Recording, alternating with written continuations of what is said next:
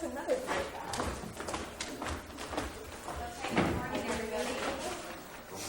guy. Oh, good morning, everybody. Mic's on.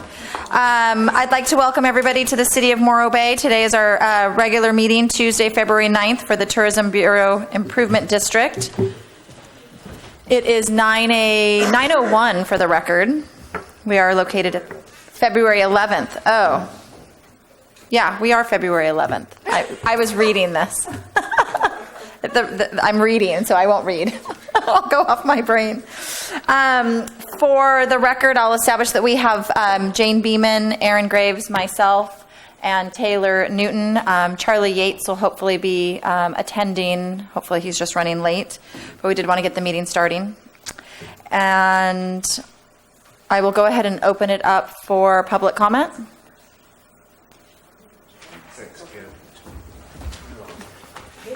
What's weird is look. Good morning, everybody. My name is Sean Farmer. I own Farmer's Kites and Surreys down the Embarcadero. I'm here today to talk to you about the 10th annual Morro Bay Kite Festival. I don't know if you all got a copy of the letter or not that I sent to Brent. So this year we'd like to get a little help and maybe make the Kite Festival more self-sufficient, where we can maybe raise some money rather than have to come back to you every year to put on the Kite Festival. And by doing that, I think if we hire an event coordinator, she's got some ideas to help fund the Kite Festival, like I say, rather than coming back and seeing you every year. And my goal is to get somebody to take over the Kite Festival and maybe just be in charge of getting the talent here rather than the whole show. Been doing this for 10 years, and kind of like the 4th of July people, I'm getting burned out. But I still think this is an awesome event, and I think that it should be funded. I'd like to see it grow. I honestly believe that if this Kite Festival had the right people in place, that this could be Morro Bay's premier event. So hopefully you'll fund it, and we will have our 10th Kite Festival. Thank you.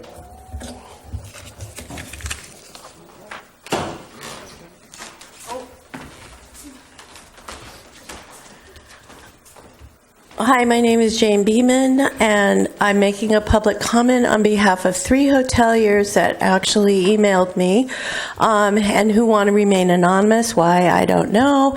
But they requested that the board be assigned, each board member be assigned 3 to 5 hoteliers because they don't know what's going on, and they would like to have their vote counted because we represent them. In fact, one of them even said it's taxation without representation. So they want to ensure that you know that when you vote, it's just not your vote, it's also the hotels we represent. So I'm just putting it out there, and hopefully we can put that on an agenda and get that assigned and done for next time. Thank you, Jane. Hey, good morning, folks. Ken Vesterfeld, resident Morro Bay, representing the Cruisin' Morro Bay Car Show. This is our 20th show this year, and I've been with the group for 19 of those. And it's quite an event, I think. If it's not, it's in one of the top things in Morro Bay that produces a lot of great times for people. Some of the people start coming in on that Sunday before and stay through Monday morning. And then on Tuesday we have more. Out of the 560 registrants last year, on the Thursday evening, when we have people come in and register, we had 234 registrants come in and register on Thursday evening. Keeping in mind that it's only about 12% are coming from the county of San Luis Obispo for that event, so we know that they're in town.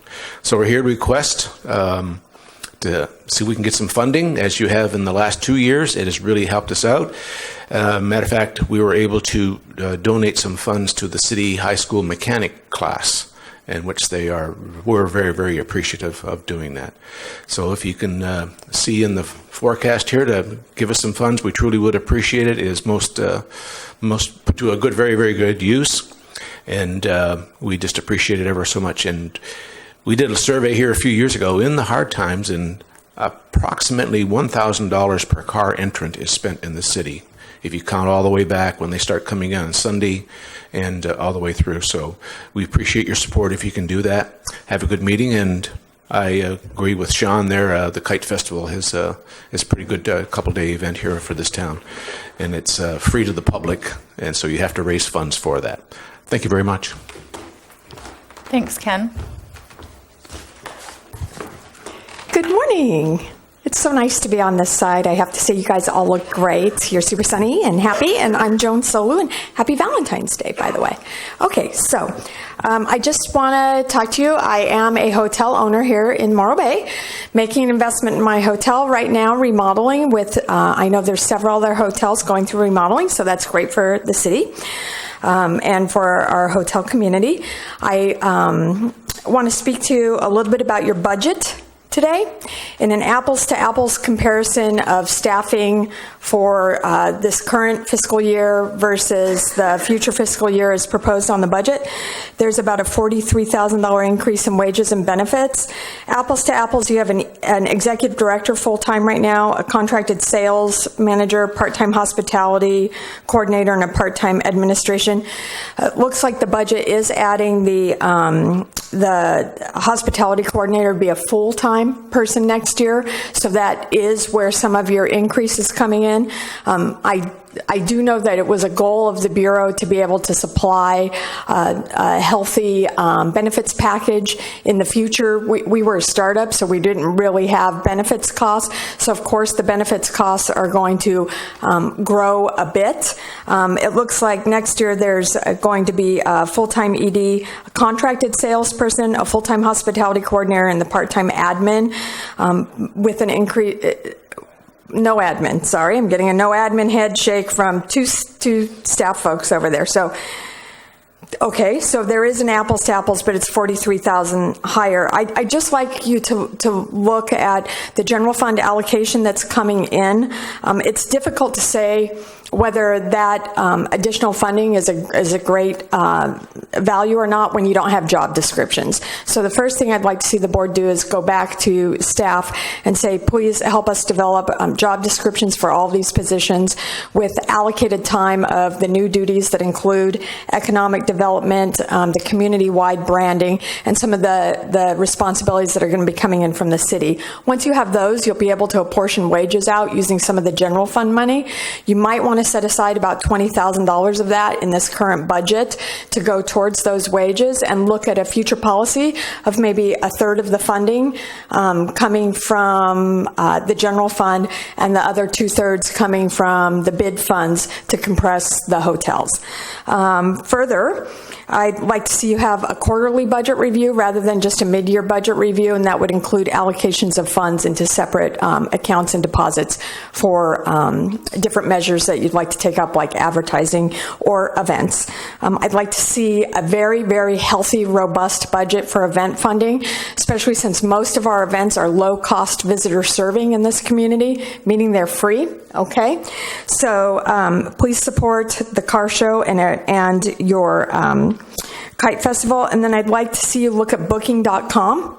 Moving out of Jackrabbit, which is a $30,000 expense, you could move to Booking.com for free, and you could take that $30,000 and for the smaller properties, which would be affected through the commission structure, you could do a commission rebate and still come in at a lower rate than that $30,000 and compress with advertising dollars.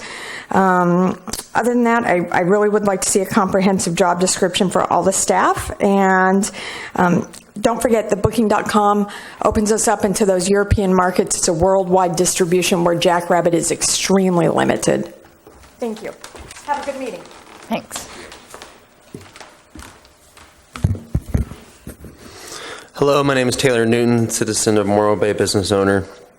I'm here today because I wanted to comment and present to you this packet that I'd like to see go on the agenda for the next meeting for approval.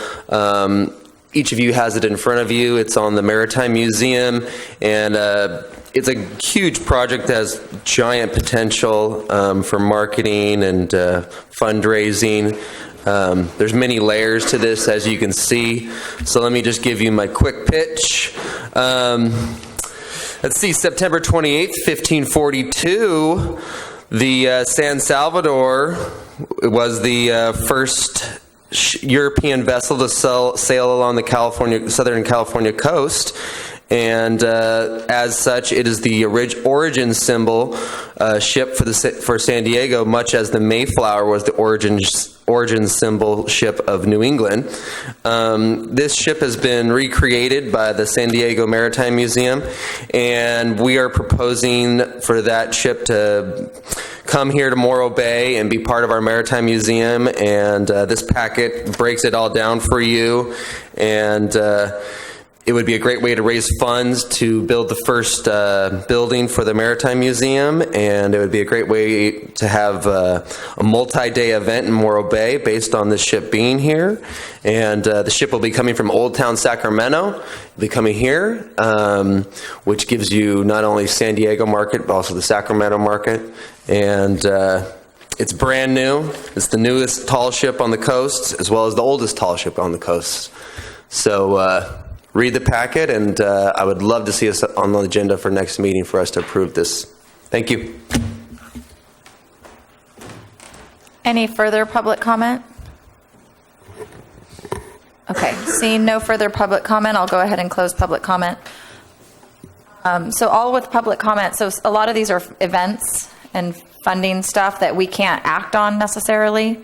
So I would assume we can put them on future agendas, or I think we're talking about budget later, so maybe we'll solve some of the event things in our budget discussion later.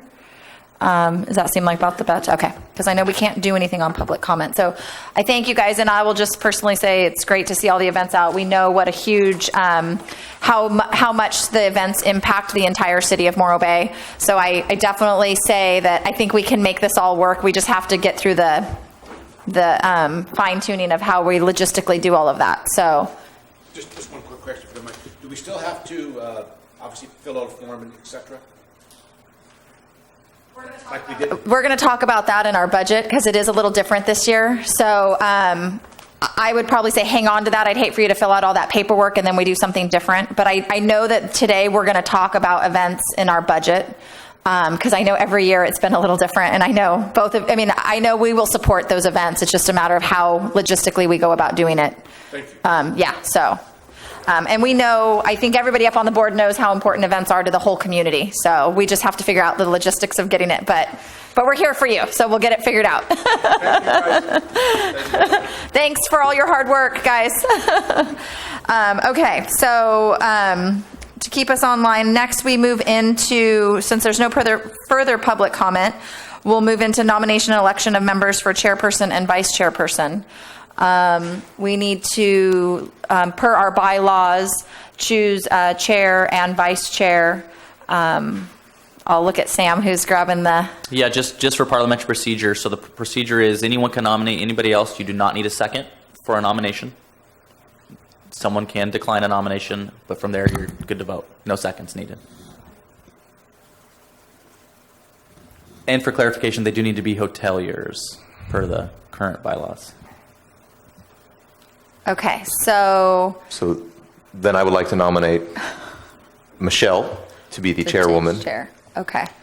I will do it through the transition. I can't do it long term, but I do think for consistency with moving over to the city right now, consistency is important through this transition. I've already been working with everybody.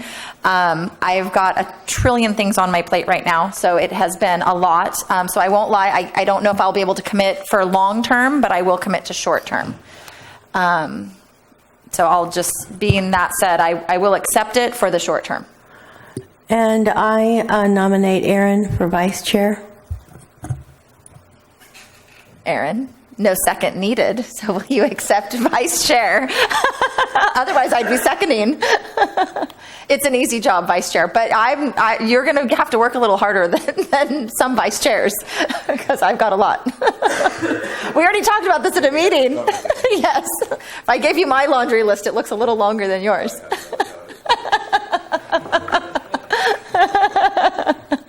Will you accept? I would be honored to accept the nomination. Okay. So, looks like we have a motion on the table for myself, Michelle Hawkes, do we have to have we vote then? Yeah, no For Parliament. motion needed. You just have two nominations. All those in favor of the nominations. Okay. So all those in favor of the nominations? Aye. Aye. Any opposed? None. Okay. So motion carries. We should have almost thrown Charlie under the bus. Would you like to wait for him? No, I'm just kidding. We did it, but I'm just saying Charlie's lucky he didn't show up. Yeah, okay. He'll take my chairship next. Okay, approval of the minutes, December 10th. Did everybody read the approval of minutes? I'll look for a motion. Yes, I read the minutes, and I would motion to approve the minutes from the previous meeting. Second. If we can clarify, that's for December 10th's T-bid meeting. I'll make a motion to approve the minutes from December 10th's T-bid meeting. Second. All in favor? Aye. Any opposed? None. Motion carries. And now we will move on to the approval minutes for the January 28th Tourism Bureau Improvement District Advisory Board special meeting. I will make a motion to approve the meetings from the January 28th T-bid meeting. I second. All approved? Aye. Any opposed? None. Okay. Minutes are approved. Okay, now we will go through approval of the 2016 meeting schedule and recommendation to City Council for bylaw change to accommodate our monthly meeting. So since we are going to a T-bid, right now the bylaws state we have a quarterly. I would like to recommend that we do monthly meetings, especially through the transition. So we would want to adjust the bylaws to state that we have a monthly T-bid meeting. So I'll be looking for a motion for that. I make a motion that we adjust the bylaws to accommodate a monthly T-bid meeting. For quick clarification before there's a second. That way it can be modified. You probably want to say that it's the second or third Tuesday or Thursday of whatever and all that, just so we have that strictly on the schedule. So whatever you commonly do, probably Second want to say Thursday that as of part of the every motion. Which is the second Thursday of every month At 9 a.m. at 9 a.m. I'll look for a second. I second that motion. Okay. All in favor? I have discussion. Okay. Or discussion, sorry. Okay. Why do we have to change the bylaws? We can call a meeting whenever we want, can't we? The bylaws currently of the T-bid state that you'll have quarterly T-bid meetings. It is correct that you can call a special meeting when you would like to, but there's additional process that goes along with calling a special meeting. It's simpler to basically grab the schedule that you have for the Tourism Bureau right now that's monthly, because in essence, what the T-bid is going to be doing is the Bureau's work, so we might as well mirror that going forward. It's just about creating a smooth transition. So the thing is, but after the transition, I mean, when we're an advisory board, simply, and you're reporting to us, and we're just saying, great, especially if we're only doing quarterly budgets, then we have to do another bylaw change to go back to quarterly? We can cancel a meeting at any time. Correct. You could cancel a meeting. Okay, that's all I want to know. And as staff too, it's like, I think it's really important to have monthly instead of quarterly, because there's a lot of business that actually happens on a regular basis, and only doing quarterly meetings might not be effective in making recommendations and helping with the overall picture for the T-bid. Jane, you are right, though, that a lot of the work will come directly from staff now, but it will be based on the work you do, especially this meeting today is a very important one for your goals and objectives and for your budget, which you'll be recommending to council. Once that's adopted, staff will be up and running, but it's not a bad thing to ensure that we have a monthly meeting so that information is provided to the hotelier community. And just to be clear, regarding your public comment, I mean, this is the place where we have those discussions about what's going on behalf of the stakeholders. So I think it is valuable probably to have those monthly meetings. We just want to keep that communication enhanced. And I would advocate that after the transition, we continue to maintain the monthly meeting in the bylaws. It seems like a solid line of communication, and this industry is so fluid, it's changing. Waiting an entire quarter is an eternity at times. Yeah, because then by the time you implement I something. think with the motion, it was just made for just change it to monthly and Yeah. via Candias, and so let's go. Okay. Any further discussion? Okay. All in favor? Aye. Aye. Any opposed?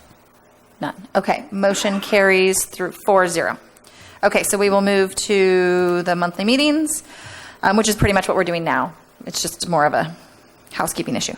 Okay, report on transition of tourism and marketing to direct city management. I will go ahead and turn this over to Brent and Sam, and they can kind of update us on where we're at with the transition of moving over from Bureau to TBID. Yes. Sorry, that was really loud. Sorry about that. Yes, we had some initial. We had 2 transition meetings discussing, what is going to specifically happen from now until the end of this fiscal year. And so some of the conversations that we had based on the office actually moving. So we're looking at actually moving the offices over at 695 Harbor Street before by the end of April, because we're looking at potentially doing an event that would actually help celebrate National Travel and Tourism Week. So since we would be all under one roof with the Chamber of Commerce as well as the Visitor Center, it's a way in how we can celebrate the change. And so we are looking at doing that. We also discussed, right now we have proposed the staffing model to the city, and the city is actually still reviewing that. We're waiting to hear back on that. We know that council and administration have had a lot of big decisions actually happen recently with city council. So we're patiently waiting, but Sam, Michelle, and I are going to continue on with the transition meetings and just make sure that it is a smooth transition from Bureau and under the city umbrella. We just really don't want to see any gaps happen. So very, very excited about that. I think the biggest one too was the recommendation that you made to city council for the marketing and PR firm that was actually finalized at Tuesday night council meeting. So a lot of accommodations to the TBID advisory board for helping with the process and having the engagement with city council. So we're very, very excited about that and kind of moving forward and putting together the plan for the 16-17 year. So again, we really don't want to see any gaps in during this transition time, and we want to keep business moving and rolling forward. So anything you want to add, Sam? Sure. I think we're doing a really good job. We've had some great positive meetings. I've really appreciated working with the chairperson and Brent so far. Regarding the staffing, obviously part of the big discussion there is regarding whether they're contractors or employees. And we've had some initial discussions about what works best. Kind of the direction I was given from the city manager was, let's not just make a decision on our own. Let's get some feedback first. We've obviously heard from the hotelier community earlier, and so we got a lot of great feedback on that. Really, honestly, for both things. We heard from Visit SLO County, and now we've heard from staff directly and the chairperson. And so we're taking all that into account, and we're trying to make that decision to see what is the best moving forward as we make this transition. So hoping by this week or next week, we'll be able to finalize that and probably get something in writing to staff over there to explain, here's the offer, here's what we're thinking about doing. In that regard, I want to mention, we'll talk about it more in the budget, but obviously there's a line item budget you're going to see today, and there's specific funds related to that. Some of them call out employee, some of them call out contractor, and since we don't know exactly what's going to happen yet, you're probably going to mainly adopt the more general expenses and revenues aspect and allow us the flexibility and the recommendation to say, well, here's what the city manager's decision is on staffing. Because it might be more contractor, it might be more employee, we don't know yet. We're working through that. So great discussion so far. It's been really, really positive, and I think we're excited to just move forward and make sure that there is no gap on behalf of the stakeholders and the community. Sam, if you don't mind me asking, I'm just curious, what was Visit SLO County's recommendation on a staffing model, how to approach this? Their recommendation was a full-time staffer. Full-time staff for a director of tourism. Correct. And then what about additional staff thereafter? They did not make a recommendation about that. It was specifically, if you're going to have a director, make sure it's a full-time employee. Full-time city employee. Yeah, and, Okay. and that, I don't know if you were here I think you were a member for that meeting, but there was some discussion back and forth about that between the past chairperson and Chuck when that occurred. Mm-hmm. The point being made on the days of that day was, it's great to have a full-time employee, but that full-time employee for Visit SLO County is part of a nonprofit, probably more cost-effective than a city employee. And so we're still taking that into account. We appreciated his input, and we appreciate the input here, and we're still trying crunch all the numbers and balance it out. I will say a very positive, again, you're going to hear it in the budget, we're not looking at $43,000 above, we're looking really more about $10,000 difference because we project some cost savings elsewhere. Okay. So this is all looking very positive. And when we presented to council the overall discussion about where we could go with staffing, we knew there was going to likely be a cost increase in some ways to staff. Council was comfortable with that, and they made the decision to move forward. Staff is as well. And so we're going to be very thoughtful, and we are going to, it's more Brent's credit than mine. I'm not as stressed out about it because I think it's worthwhile to do it. Brent is working very hard on your behalf to make sure that we try to come in as slim as possible on any increase, and he's done a very good job. Actually, okay, thank you. Any further questions from the board to Sam or Brent in regards to the transition? And I will agree. I mean, obviously I've been sitting in on the meetings, but I feel like we all want the common goal of just getting this to all work, and also be accountable to the stakeholders. I'm in that meeting really pushing hard of we need to show some savings and where can we save some money. Obviously when we hear the $43,000, above what, if you're comparing apples to apples, that's a scary thought. But I think like Sam pointed out, there's some savings that the Bureau is going to do by not having some of that overhead. So I've really told Sam in that meeting, please, can we line item all of those things out eventually so that the stakeholders can see that actually we're not spending, $850 on rent. We're not paying utilities. We're not paying for phones. We're not paying for all these additional things. Like he's saying, it may end up only just being a $10,000 or $15,000 difference, which is a little bit more swallowable than $43,000. Absolutely. And in the spirit of that, and since the public will be very curious about how this plays out on the end, is there a really easy and efficient way to publicly display this new budget and really show the difference that the cost will not be substantial over the previous? Of course. I mean, I think that it's really going to come down to having a narrative attached to it. Like once you guys make a recommendation and once council looks at the budget and they approve of the final budget, we'll put a narrative together because ultimately right now, the way that we have the staffing model, we have 1 full-time, 3 part-time. It's actually going to go to 2 full-time, 1 part-time. But included with that, which is going to be really beneficial as we look down the road, is that if there were ever an opening for a tourism professional, you do need to have benefits that are attached to that. And currently, under the current model, there really isn't benefits other than a bonus structure. So, I mean, I think when we are looking down the road, we really do need to look at that. And then also too, we've had kind of a little bit of a revolving door when it comes to the administrative. And so having a full-time sales and hospitality coordinator, having that be a full-time position makes it a lot more appealing, and you're going to have that consistency. So I think there's been a lot of thought process as far as like the staffing model that we have proposed to the city, and then they're looking at that right now. So when it comes to the stakeholders, I think that when we have that narrative, it's really going to explain and saying, this isn't just for the here and now, it's also for the future too. I have a question.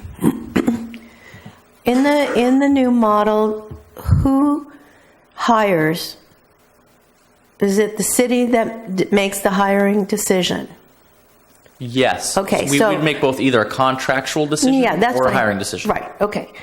And 2, we had a public comment, and actually what was said in public comment about job descriptions, I think that was really valid to be developed, to be given to the city to base its decision on who's best qualified for the positions.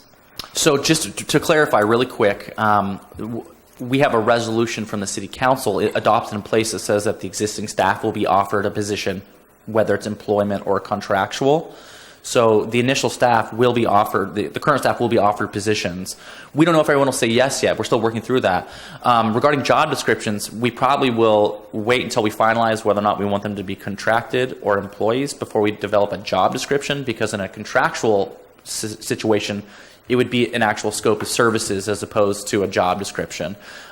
We want to be really careful and make sure that we're following all the rules related to contractors. Right. That was going to be my next thing, because if you decide it's going to be on a contractual basis, you can't even give them the space to work in. We can provide them with space and say it's available for their use. And it's phone. It's up to them if and they would like to use it. And Okay. Otherwise, it's a business expense they choose to pick up on their own. Okay. We happen to have space, so it might work out. Okay, and I do agree. I think job descriptions are really important, but like Sam says, we can't kind of put the cart before the horse. We need to figure out if they're if it's going to be contract or if it's going to be a hired. So we've been working really hard. Sam was out for a little while, but hopefully we'll get those staff offers on the table here shortly in the next week or two, and then that'll be kind of the next phase we're working on the back end. And then, we obviously it's up to City and David whether they'll be contract or hired. But and I am definitely pressing really hard to make sure we see those dollar side, and we'll talk about that a little bit in the budget too when we go into budget. So, okay. So, any further questions, comments on transition before we move to the next board? Taylor, you're awfully quiet today. Okay.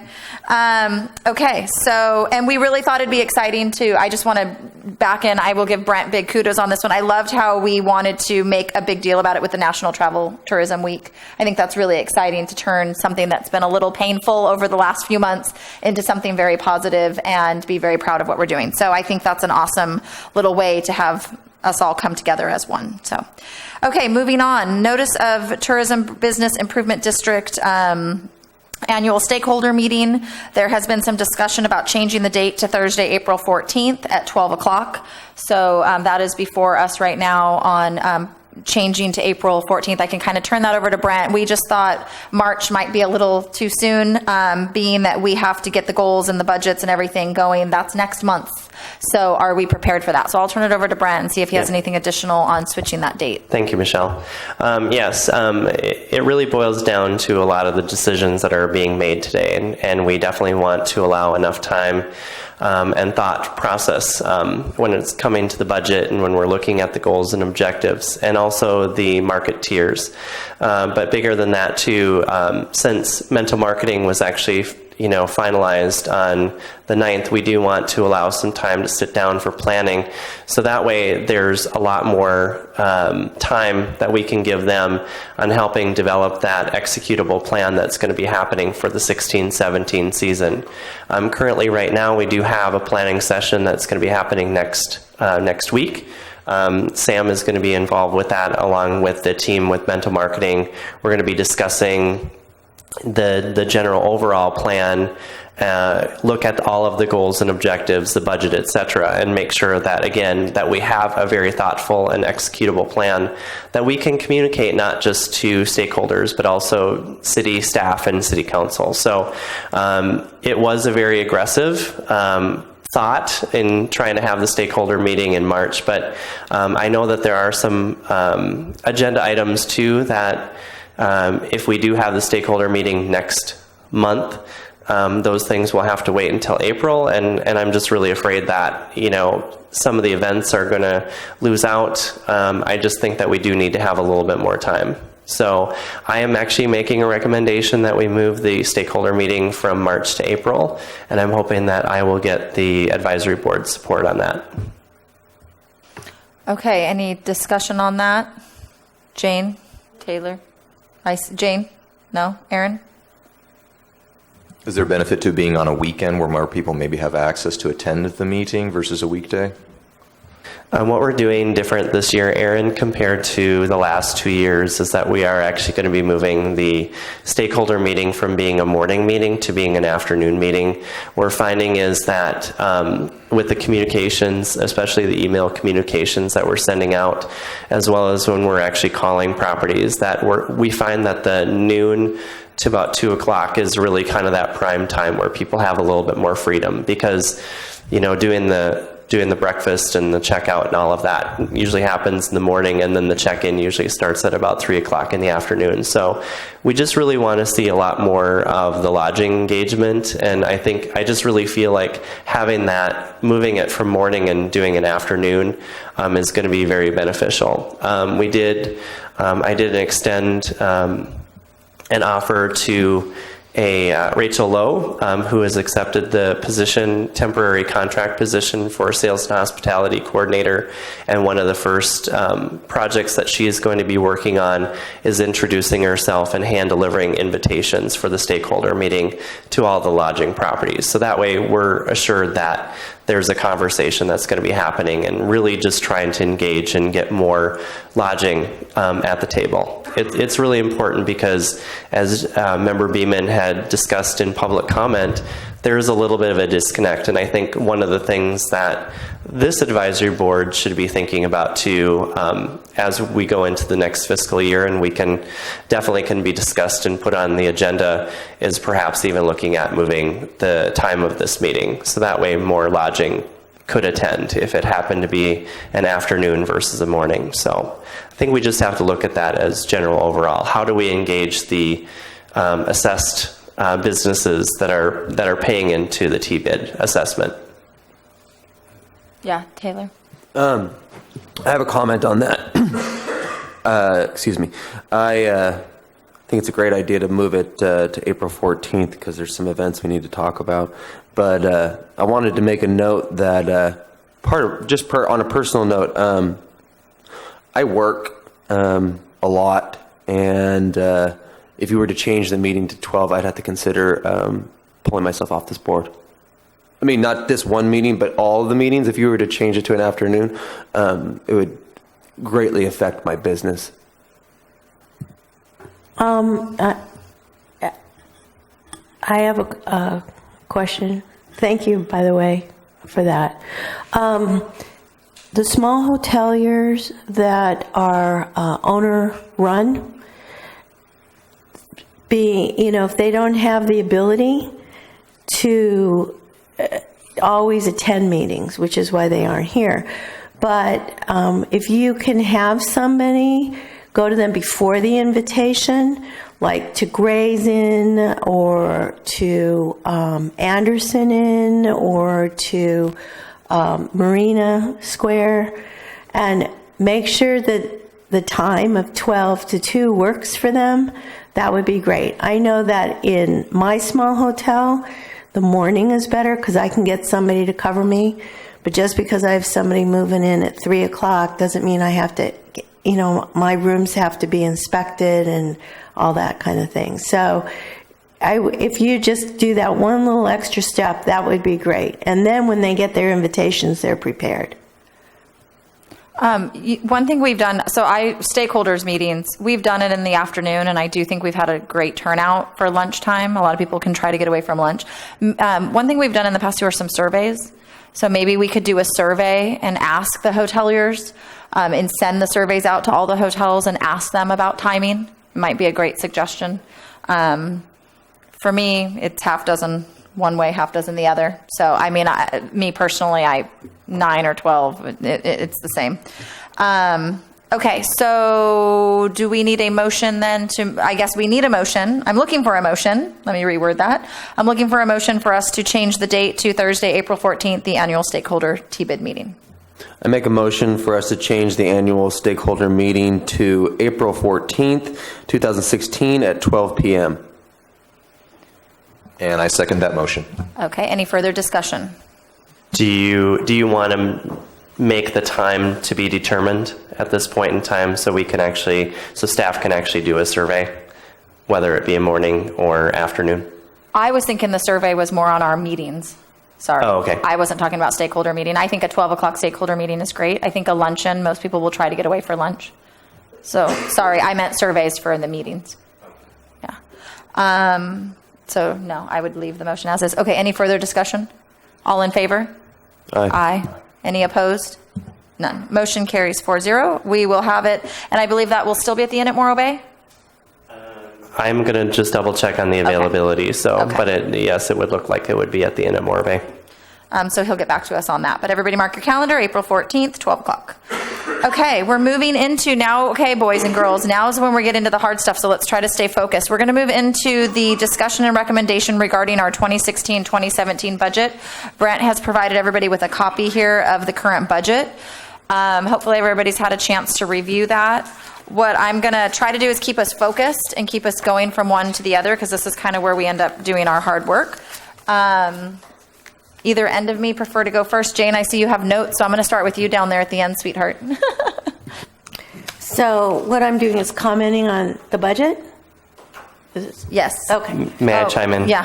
So some of the things for the advisory board to be looking at today, obviously, you are going to be making a budget recommendation to City Council, and here are the items that are kind of have that question mark. So just be thinking about this. If you're going to be recommending the overall budget numbers or modifying them, you're going to be making a decision on how the $60,000 contribution from the City of Morro Bay will be distributed.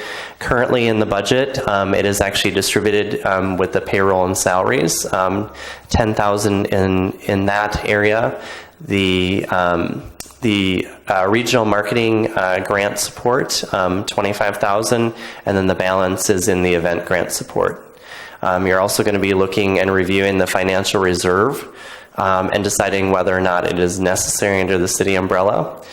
You can actually make an option to change this to be a contingency fund or funnel the funds into the general budget. So when you're looking at the line items here, you can actually see the financial reserve, $40,280. That is in the right-hand column underneath the revenue. So those are the things to kind of keep in mind. I am available for any questions. I'm going to answer as many questions as possible. When you are looking at this budget, obviously our budget structure under the Morro Bay Tourism Bureau is very different than the city. So basically I'm translating the numbers from the budget from our structure under the city.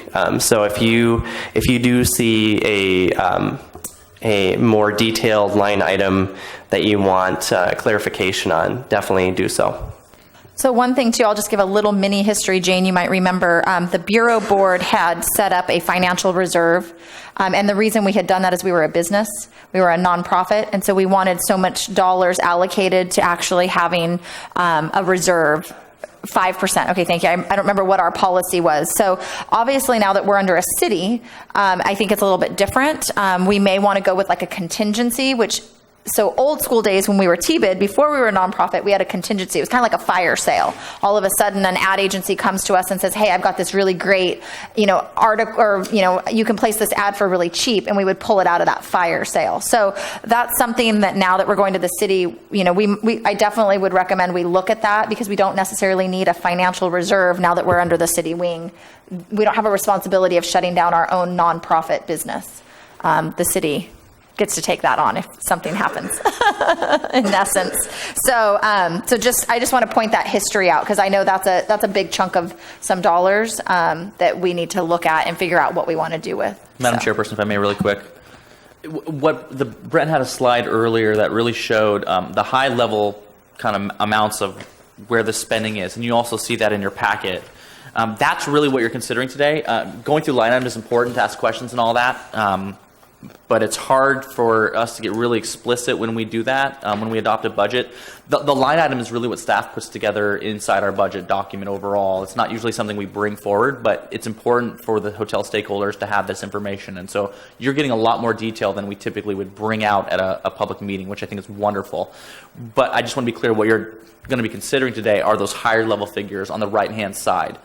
And again, part of that is because we still haven't made final decisions on salary and benefits, contractor, employee. So if you get too detailed in a recommendation, it would constrain staff a little bit, because then we would probably have to tell council, well, they recommended this, but we still have to recommend something a little bit different based on the city manager's decision. So if everybody sees there, you'll see the highlighted bullet points that are bolded on the right. Those, I think, are what we really want to focus in. Let's not focus in, I think, what he's saying on such the small minutia. We don't want to micromanage staff. But please don't hesitate to ask questions. Right. And we obviously heard some public comment that I think may have actually been a little bit inaccurate, that we'd be happy to address regarding Jackrabbit and all that as well. So. Right. So just to clarify, just to keep us all on the same page so we don't get too minutia. So Jane, go ahead. Sorry, we cut you off and now you're back on. Okay, so the growth of this $956,000 plus budget is what percentage from last year? 20? Wow, that just gets really loud. So based off of the adjusted budget from what the budget subcommittee had recommended Yep, and we're looking at about a 6% growth. So it's a 6% Yes. growth. And we're looking at that based off of a number of things, Jane. There's an estimated, sorry, my brain just kind of like went, but they are looking at a potential recession in 17, so we definitely want to take into consideration that. We're not sure if El Nino is going to continue on through, and we also do have some new product that is going to be coming on board. So we just didn't want to be as aggressive from the 8% growth from this year, and we're looking a little bit more at a 6% growth. So in other words, what you're saying is the budget has grown 6%, which includes alternative revenue from we don't know where, but it doesn't matter. That's not my point. The 6% growth. So you're saying that our return on this has to be at least a 6% growth in occupancy or income, correct? To justify that? No, I'm just saying that there will be a 6% growth in revenue over this fiscal year. We approved that. I understand that. Okay, so what you're saying is that we're growing TOT by 6%, or TBID by 6, actually. Okay, so That was one. that's I the think you were projection. over the air, Jane. That was Aaron's got the review here. We as a board gave Brent that. We agreed to that number as a board at a meeting or two ago. Yeah, I wasn't at that And to be meeting. clear, that also So, includes a that's all right. $60,000 contribution from the general fund that you're seeing an increase in your revenue as well. So Okay, well, that's not in our revenue. this I is mean, the overall that's in revenue picture. it's in the 956,000. Correct. I understand. And we contribute to TOT also. So besides the 3%, we're also contributing to TOT. Okay, so my questions are, let's see, I did that. With the Jackrabbit and the Booking.com, that's not in here, is it? What It line is, item? It's kind of buried. If you look under Oh, right the, here. I the see, contractual services, actually, The 14,400. Actually, Jackrabbit Okay. is 14.4. It is not 30,000. Right. No, I just didn't see that really quick. Okay. And the last thing, I had a question because we have promotion other, which is the community event grant support, the regional marketing grant support, and the contingency of 15,000. They're under 6119. Yep, I can answer that. So Jane, that's actually when you're looking at the second bullet point, that's actually up on the slide. Part of that 60,000 that I did a placement as far as like funding. And so when you're looking at event grant support, part of the 60,000 is actually funneled into there. We have 25,000 that is actually funneled into regional support. That is something that is being encouraged by city as well as council to be able to do some support for sales tax businesses to do some regional marketing. And then also 10 is allocated towards benefits and salaries. So my question is, we have 116,500 for promotion, other, okay? Yep. And then And 25,000 for that is coming out of regional, which is the city TOT funds, right? that is the recommendation that I'm making, correct? Okay. And then the 15,000, that contingency fund is actually for agency. So that is that contingency fund that Mental Marketing would be able to tap into for those opportunities, marketing Okay. and PR opportunities. So that that's would come up. agency. Correct. Okay.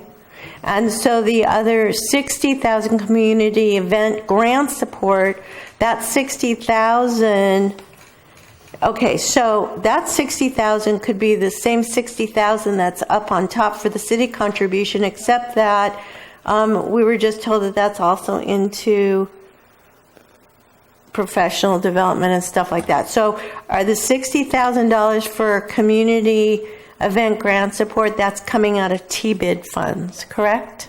Partially. So for the first time, 15 really? would be, this is all I'm proposing. So you guys can change it up on how you want that 60,000 to be allocated. That's part of the discussion today. But 10,000 I've allocated towards payroll and salaries. We have 25,000 that is being dedicated to regional grant.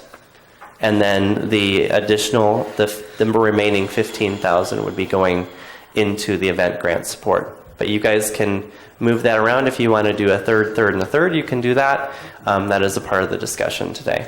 So my question is, well, the only thing that we're doing today per SAM, okay, is do we agree to $956,000 for a budget, really? And then we'll get into the allocation specifics later on. No, your correct? questions are great and perfect. Okay, well then here's my other if you question. look on the, excuse me, really quick, board person Beeman, if you look on the PowerPoint up here, you'll see that Brent has outlined for you deciding how the $60,000 in general Right. fund should be No, I spent. understand. And so that's what he just outlined. And so please have that discussion. That's a No, great I'm part just of it. saying, but the $60,000 on the 6119 actually is going to be coming from TBID A funds. portion of it. So he's taken the 60,000 general fund contribution and he's splitting it up among several things: payroll and salaries, event grant support, and regional marketing grant support.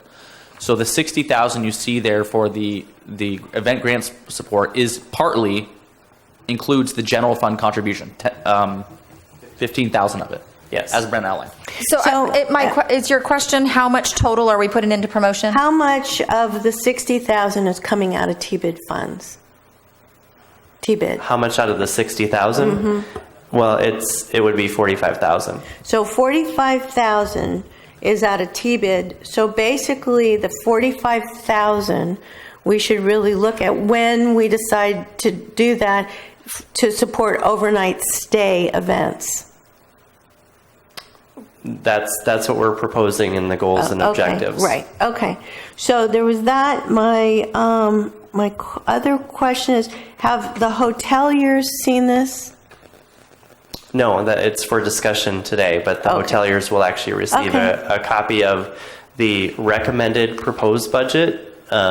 But again, council does have to approve of the final budget. But we do want to have stakeholders to be able to see this and review this. Okay. It also was published on the internet as part of the packet too. So anyone from the community, including hotel stakeholders, had the ability to log in and see that on the website. I know, but for some of the hoteliers, it really is. And thank you. It's an amazing piece of work. Really, it's very artistic. Yeah, we are going to be once the recommendation is actually made, we'll be updating the budget in the marketing and sales plan draft that will actually go out to all stakeholders. Okay, so the goals are beyond, and so I guess that's it. The big deal is with this Jackrabbit thing. I think if we do go into Booking.com, where's the money going to come from for, like you said, a commission rebate, or where's the money going to come from? And that's for a different discussion to switch. It is a bigger. Yeah, right. If that happens, where would that difference come from? It is a bigger discussion because we do have properties that are not on Booking.com. So I think we have to look at, what are the ramifications if we do move from Jackrabbit to Booking.com. Currently, though, that we do have some individual properties because Jackrabbit is not compatible. Actually, Booking.com is not compatible under the Jackrabbit system. So we do have properties that are specific to Booking.com. So I think that is going to be a future discussion for the advisory board as we're looking and perhaps changing. Visit San Luis Obispo County is actually going to be incorporating Booking.com on their website, which it does. It actually assists in helping with bookings for vacation rentals as well. Currently, we don't really have that on our website, but that's something that we could, if you guys do look at Booking.com, that is going to be a part of the discussion. The other part of the discussion too is like how do we incorporate doing bookings for camping in RV parks as we're looking down the road? How do we make it easier for people to do business here in Morro Bay? And so as we're looking at the goals and objectives, which is going to be next on the list after you guys discuss budget, is that how, as we're looking into the future, how do we make it easier for customers to be able to do bookings here in Morro Bay? So, but that is definitely a discussion that we have to look at for the future, not just Booking.com, but other solutions when it comes to different booking engines, because there are some that the tourism department under the city will be paying for if you guys decide to go that specific route. Booking.com, there's actually no fee. So we would be saving $14,400 per year, which we could funnel into different programs. If we did try to do a commission rebate, $14,400 isn't a real large amount. And if you do break it out amongst, if you calculate out the number of rooms that we have here in Morro Bay, it's really only about $15.25 per room. So that doesn't really calculate out a lot to a property that has like 8 rooms. So, to me, we'd have to be looking at, what that looks like for the future. But I think that it is really important for us to discuss that at a future meeting. Okay, so my last question, I promise everybody. All right, so in the growth, what we're basically saying is that we're going to collect for 2016-17 $831,606. Correct. Okay, and that's being spread out. Well, besides the 44.5 that we carried over from last year. Yeah, and that Jane will be carryover because there's some. That's okay. I don't care why. Right. Okay. The point is that if we don't have the income, if we don't make the 831,606, okay, which categories will that affect? What we do is, that's why this advisory board does a mid-year budget review. We typically try to do that in November or December, so that way we can see in how the numbers are actually coming in and how revenue is actually tracking. So if we do need to make budget adjustments, that would be the time that we'd be making budget adjustments. And typically what we try to do is to not compromise program. If there is, like, for example, under some of the sponsorship, like the Outdoor Writers Association of California, like we wouldn't be taking away from program that we know that are going to be incurring overnight rooms. And just, by the way, it would have been very helpful also to have, how we usually have gotten the reports from TOT, TBID, from the various sectors to see month, year, year to date and month. What happened to that? I believe the last one was in December, wasn't it? So I think the next one will be coming in March or April. Yeah. We do them quarterly. Yeah, it's a quarterly. Yeah, but if we're talking about budget, that would have been a nice report to have. I think that we talked a lot about it when we adopted the dollar amount. So, okay, that's before and me. really quickly, as a note on that, so TOT's at mid-year of the budget, TOT's about $250,000 above budget for the city. So we're doing a really good job. The TBID is working just as it's supposed to. I wanted to add a little bit on timing in terms of mid-year budget, because obviously the TBID assessment now, the whole budget, this line item is based on the city's line item system. So all those numbers are the city's system that Brent's worked with the finance director to work on. The timing of coming to you in November, December to review that is perfect, because we will bring a mid-year budget adjustment to the city council sometime January, February, typically. So what we do also as staff is all of the department heads, the directors, we put together quarterly and mid-year reviews of all of our budgets, all of our line items. So I literally will have to work with Brent and build a PowerPoint for the city manager and go through line item by line item, say, what's 10% higher or lower? How are we doing? And then at mid-year, we'll say, this is where we've ended up. We'll make some recommendations, some requests, basically to the city manager and the finance director as to what should be adjusted. This advisory body will help us do that in November, December. So it's a really good way to do that. We'll actually have some advisory body help when we make those requests to the finance director. Then she will put together a full amendment to the budget at mid-year for the council to consider. So it's perfect timing.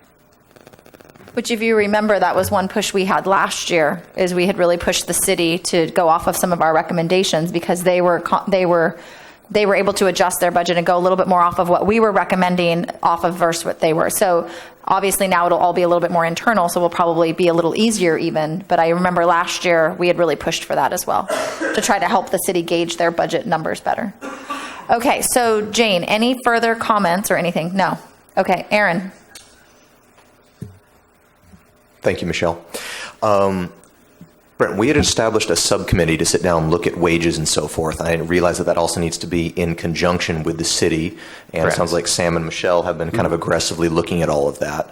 So in the master budget section here under the salaries, wages, and benefits, this number we're still working through it essentially. Right. This is not fixed it could at change, all. yes. It could change. I don't know if it's, essentially, really, it's going to be falling under more on the benefit side. So, I mean, ultimately, we still wanted to provide a number for the advisory board to get an idea of what is being proposed, but we can definitely fluctuate those numbers as we work with the city on how that staffing model and what those amounts will be. Okay.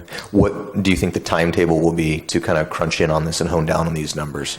Wouldn't you estimate, Sam, that we're probably looking at finalizing that before the end of this month? Yeah, within the week or two, we will be Yeah. giving offer letters to them to explain the situation. And I think that the goal, no matter what, is to make sure that regardless of anything, it's going to be comparable to what's already in place. We don't want to reduce anybody.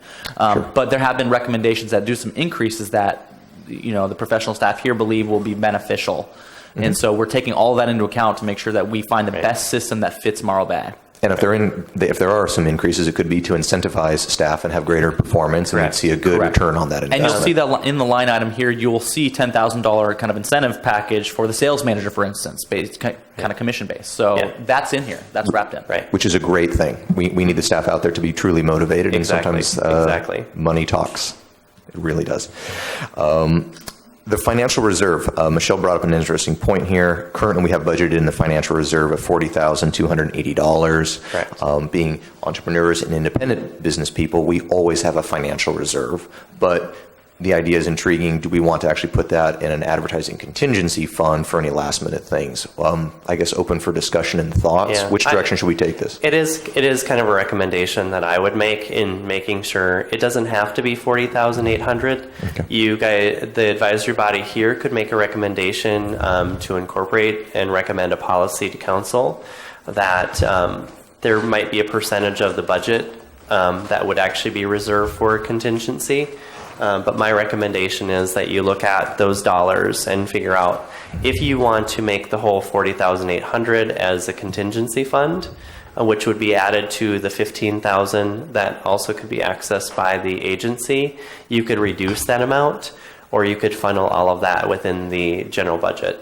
So, I mean, ultimately, that there's a lot of flexibility with that. I don't really see a need for having a financial reserve because we will not be a separate 501c6.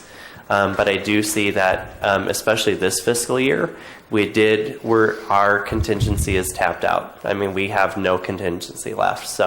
And we're not even done with the end of the year. So you do see a benefit to rolling that into contingency dollars? I see a huge benefit for that, especially when it comes to sponsoring events specific to business that will be coming into Morro Bay. One example is that Amgen was not a budgeted item, but it was looked upon as being a benefit to the city of Morro Bay and to the lodging community.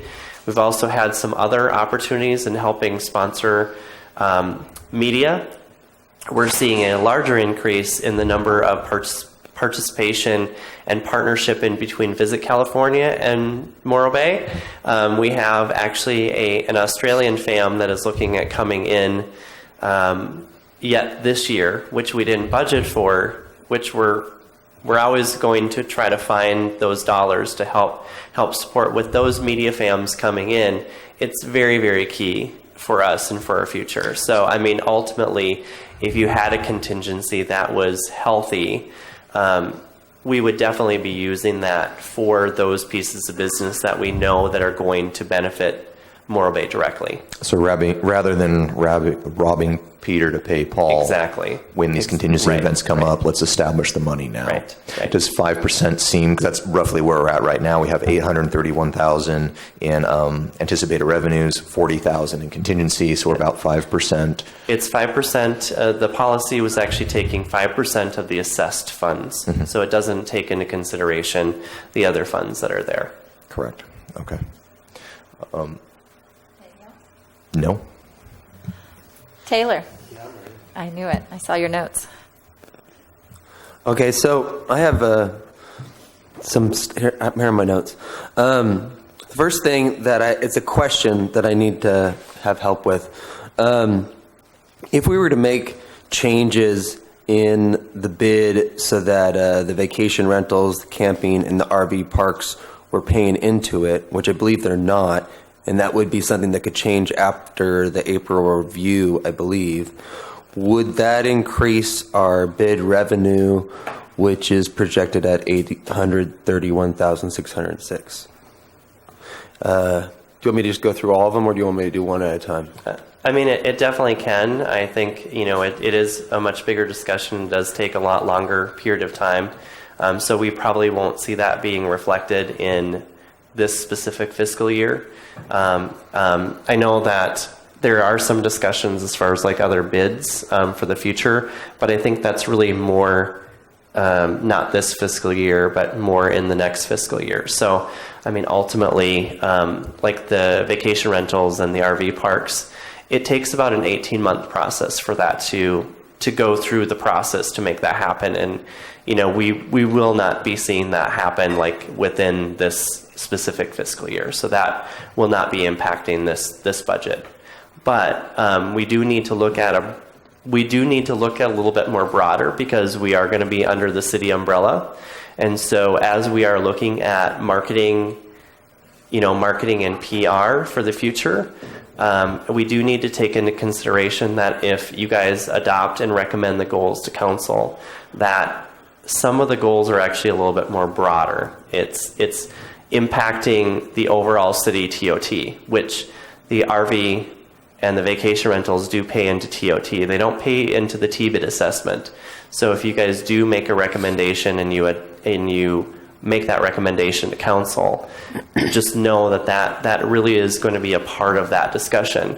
I do want to talk to you, because I think it's really important, Taylor, at this juncture, that when we are looking at, like the analytics, especially the web analytics, Morro Bay camping is second underneath the hotels and motels as far as like what is the most popular links on the morrobay.org website. And when we are looking at the keywords that people are searching out for our destination, they are seeking out camping. But more interesting is that we just actually had a marketing committee meeting happen on Tuesday for Visit San Luis Obispo County, and they are also finding that camping is one of the biggest keywords for the Visit San Luis Obispo County website as well. So I think that, as we're moving forward and as we're looking at what the goals and objectives are going to be, we do know that people are coming here to camp, but they're also coming here at different times to stay in hotels and motels, and they're also coming here to stay in vacation rentals. So I think we have to look a little bit more broadly when we're talking about goals. But as far as the budget, those entities would not be impacting this specific budget, especially for the assessment. And if I could add really quick, because we're in a transitionary period, it probably is more appropriate to kind of hold off on consideration of something like that until at least maybe the next year. I think we want to make sure that we're up and running, doing really well before we try to wrap them in as well. I will also say the City Council did adopt their goals and objectives already for this next fiscal year on Tuesday. And that included I believe, the objective that should someone come forward from the business community interested in an additional bid, we would work with them on that. It was modified from the staff's recommendation or initial writing where we said we would work to seek out another bid. The council, I think, was more comfortable at this time with the business community, retail, restaurant, coming to us and showing interest prior to creating another bid. So at this time, the objective is not exactly what the staff, I think, initially recommended, but that's what council adopted. Okay, so it's just that from my point of view, when I'm looking at the data and the numbers, and I'm looking at 831,606 is the bid money that is of the, that's the majority, huge majority of this 956. And then you're talking about making decisions about marketing and camping and all these things being so important. You're promoting that stuff with bid money that's coming from the hotels, not from the. So if we're marketing camping, if we're marketing vacation rentals, whatever, and that money is coming from the bid, well, shouldn't those entities be putting into the bid because we're marketing for them? And thus, doesn't that promote TOT, which is the goal for the city? So I just feel like it's such a no-brainer that it's kind of irritating, and I think it's a mistake in the past that it wasn't done. And if we're in a transition, correcting mistakes of the past is what the transition is all about for me. And I just, it's a point that I feel passionately about, and I'm going to keep on bringing up. And I think that we did go over it today, but I think that it needs to be brought up over and over again until that mistake is corrected. And that's a great discussion, and thank you for doing that. Staff does not disagree with you at all. Okay. I think we're 110% on board. Okay. In terms of the past, when the bid was initially adopted, you did have some of those folks that came out and spoke against being included. I think there was some fear that it would have killed the bid overall had they been. They were initially included in the recommendation to go forward from staff. So I think there was a little bit of a political decision made to ensure that we at least preserve the initial start of the bid. I think what's happened over time is you all and your professional staff have done a wonderful job showing how successful this can be and what the benefit is. Uh-huh. And so we will absolutely continue to work in the future to see what we can do to bring them into it. I do want to say too that remember that part of your law says that you can do the general promotion of tourism within the district to include costs as specified in the business plan. So as long as you wrap them into your business plan and your budget, you can do that. And I think that's important because what we're talking about is the promotion generally of the destination that is Morro Bay, because what we're trying to do is really sell the story of what it is to be here. Maybe they're going to go camping one time, but maybe the next time they stay in a hotel. And anything we can do to continue to promote the general destination of Morro Bay is going to continue to encourage people to come back again. And that's what we want. We want those repeat customers. Right. And ultimately, too, it's like you have to look at what is the customer looking for. We aren't actively promoting camping and vacation rentals. It happens to be on the morrobay.org website, and it did exist prior to me starting. So we want that to be available as an available resource. And we also want to make sure that the morrobay.org website is a one-stop shop for people who are looking at coming to vacation, whether it's coming in for the day or staying overnight. So it's really important as a destination marketing professional that you do look at a little bit more of a global perspective on that. I do agree with you that it would be great that if those entities would be paying into the assessment, but I know it is a bigger discussion. I think that's something that definitely could be talked about for the future. Okay, number 2 on my notes, I have it as infrastructure versus marketing. I know that, Sam, you've talked about how the bid dollars need to can't go toward infrastructure stuff in the city. Like, we can't take bid dollars and put them into streets or whatever, correct? Technically, if you added money into the budget for infrastructure, you probably could do it. It's got to be in the business plan. I don't think anyone here is interested in placing any infrastructure money in the business plan, and the council has been very, very aggressively loud saying they have no interest in doing that. Okay. So we would not be doing that. We're recommending that. Right. So in some of the discussions I've had on my own time with people that influence my position up here, we spend majority of our money on marketing and public relations, as you can see from this budget, which is what, as you just said, is our job. On that note, though, let's take this Maritime Museum thing I talked about today. You can see how putting money towards an event, a multi-day event, promoting that event would thus, as the packet shows, raise funds for them to put into the Maritime Museum infrastructure. And that's a way to go about it. And going back to another item that I've been asked to talk about routinely is this, which I realize could be a dying project, but I'm passionate about it. The professional lighting of the downtown trees.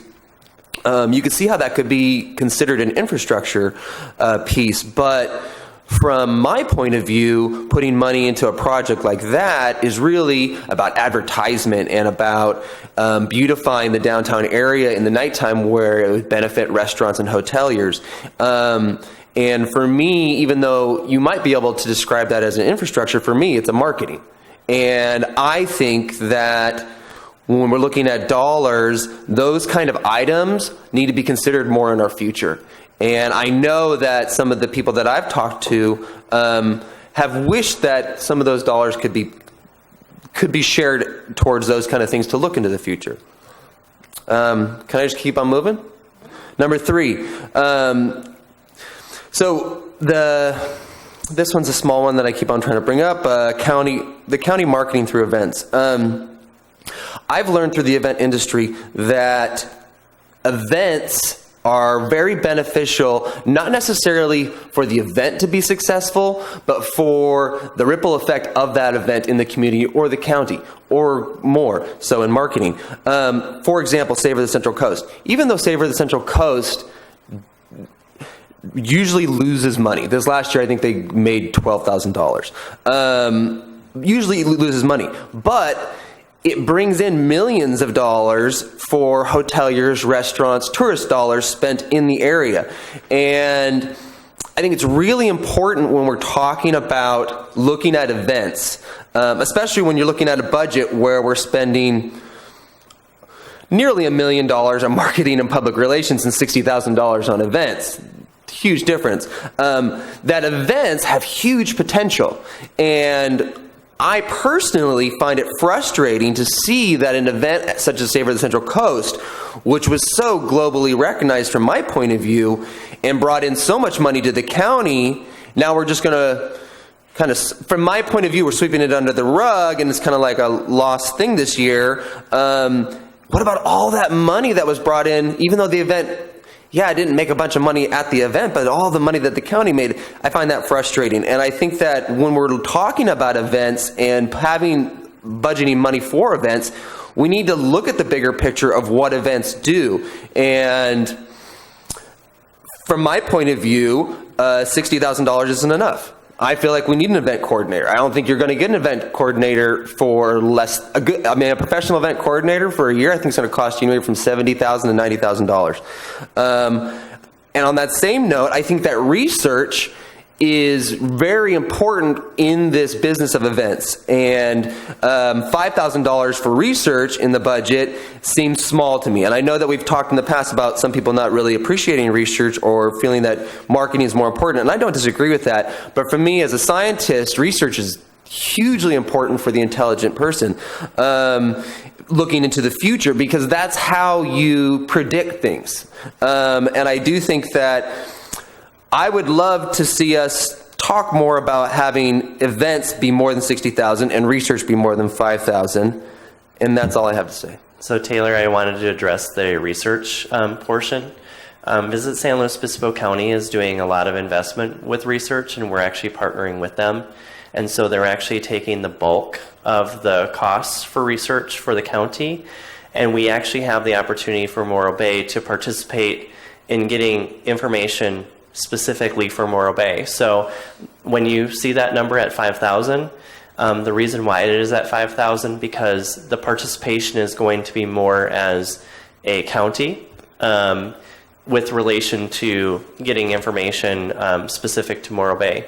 We are currently doing a research project in concert with Visit San Luis Obispo County that will be addressing, what is the visitor profile during high season, low season. There's some other nuances to that as well. So we're actually investing some dollars this fiscal year. There's also going to be some money that we're going to be investing next fiscal year. But that's the beauty of the partnership that we have with the Visit San Luis Obispo County TMD is that they know on how much research is actually very important, not just as a county as a whole, but each of the destinations. So there's a really good synergy in between those two. So we don't have to dedicate as much dollars to research because we're already doing that partnership with them, and they're carrying a bulk of that load.